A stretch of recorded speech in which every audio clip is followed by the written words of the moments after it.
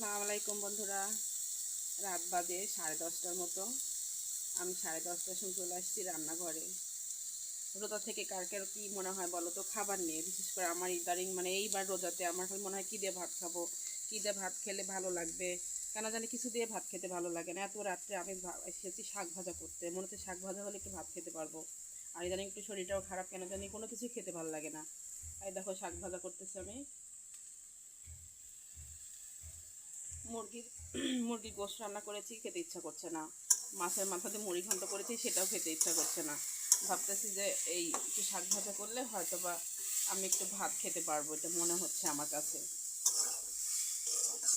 তাই জন্য দেখো শাক ভাজতে চলে এসেছি, জানি না আসলেও খাবো কি না এটাও জানি না। ইদানিং আমার জানি কেন কিছুই খেতে ইচ্ছে করে না, ভালোই লাগে না খেতে।